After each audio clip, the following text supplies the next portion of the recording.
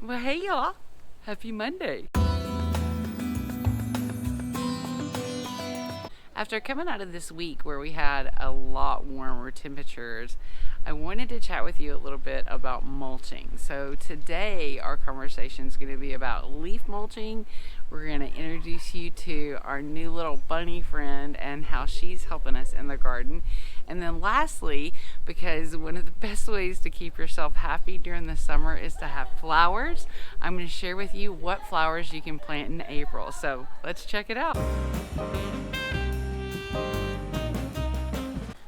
Since I started gardening in Arizona, I've heard people recommend mulch, mulch, mulch, mulch. And at the same time that I listen to people talk about mulch, mulch, mulch, I also hear talk of why are roly-polies eating my plants? Or so. Every time my husband and I talk about to mulch or to not mulch, I always say that it just seems like I'm setting up a condo for the bugs. So I kind of run a worst case scenario with why I don't mulch. Now, I have mulched before with some extra lettuce leaves that I had in the garden. Say maybe my plant bolted, and so I had some extra leaves around. I've used that as a mulch before.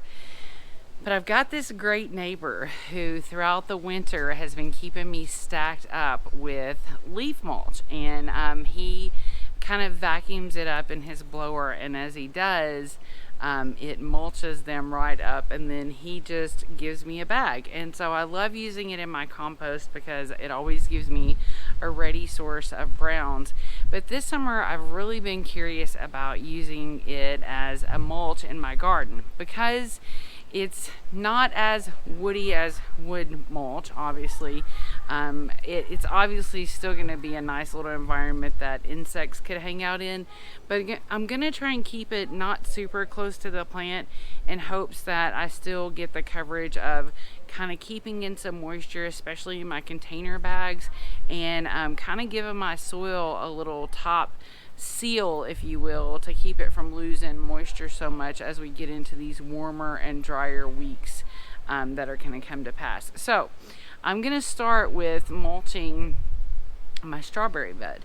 And a thing I like about leaves in my mind is that they're going to break down quicker, better, faster than wood mulch, and at the same time hopefully not be pulling up resources from the soil into the wood, because sometimes that's a problem I've had with having a really woody compost. The really woody compost like sucks all the nitrogen and all the good nutrients out of my soil and into the wood as it's trying to break down the wood faster than it is focusing on being a nutritious thing for my plants. So I'm going to share with you just a little bit of getting that spread around, and I'm also really curious to hear about what your experiences are with mulch. Like I said, I'm in a group with master gardeners all over the valley, and everybody I know swears by mulch, but I know I've just consistently watched enough that it's always been my belief system, like I said, that mulch just attracts more bugs. So let me know down below what your mulch situation's like, if you feel like you've gotten more bugs, or if you've actually mulched with leaves exclusively. So I'm anxious to hear what you have to say.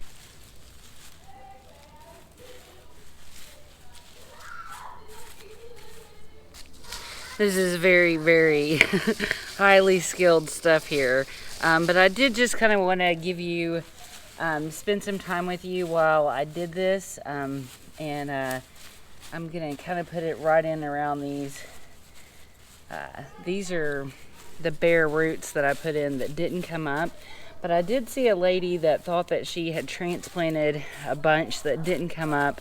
And then she put them under a bunch of leaf mulch, and they started coming up. So I don't know about for right now, but definitely for next year, I'm hopeful that we could get some more to come up underneath this mulch. So like I said, this is just kind of giving us a layer of protection for our soil. It's a way to keep weeds down, control, like I said, keeping a barrier between this dry, arid weather, as well as the sun's hot penetration. So if you notice, I got some organza bags to put my strawberries in as they grow, so I'm protected in that way. I just really want to get an extra layer of protection on this soil before it starts to get really, really warm out here.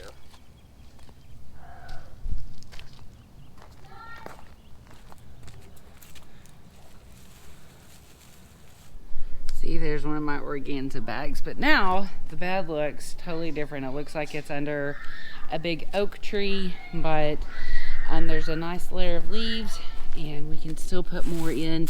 But then as we come in and water this in, it's just gonna create a nice little packed layer that's gonna keep this bed more cool and our strawberries more happy. So thanks for joining me.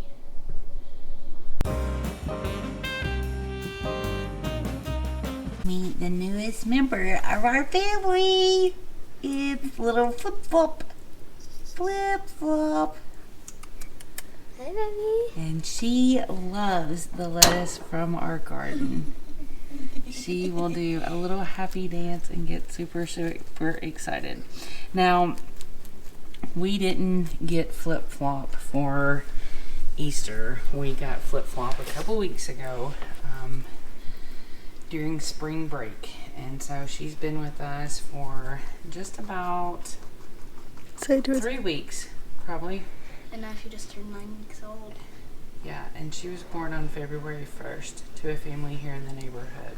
Oh, besides the fact that she's super, super cuddly and sweet, and she helps us with any extra greens that we have in the garden, she also has some usable waste for us. And I'm probably the only person that gets excited about usable waste, right, Josie? It's poop. It's poop. Rabbit. So we did some research, and before we knew what we knew, my husband was buying this paper bedding, and I kind of knew right away because it has a color to it and it's got this odor control and stuff, that it probably wouldn't be good for our compost pile. And we confirmed that on the internet. Now, something that we got, and Josie, I want you to take off the litter box for us. I think you have to do it on the outside with the screws though. So a relative, my Aunt Jill, they had a rabbit and they had trained her to use a little potty trainer like this. So you basically put their food where their bathroom is, and it kind of all does the work at the same time. So it's time for us to actually clean out all of these situations. So we're going to do it with you. So we didn't put anything, there's nothing besides hay. There's none of this pink stuff inside of the litter box. So everything in the litter box is now usable. And the cool thing about it is that unlike most livestock waste, even chicken, so chickens, pigs, cow, any type of manure that they make, you have to let that cool down, almost go through its own compost process before you can actually use that. But probably because bunnies are smaller and they just have a real simple diet, you can actually use their poo right away in your garden. So you can do that in a couple different ways. We're going to put this big application here on our lemon tree, and but you could, if you were planting a tomato, you could bury it right there in the hole. As time goes on, we'll also be adding it to our compost pile or creating its own compost pile for itself.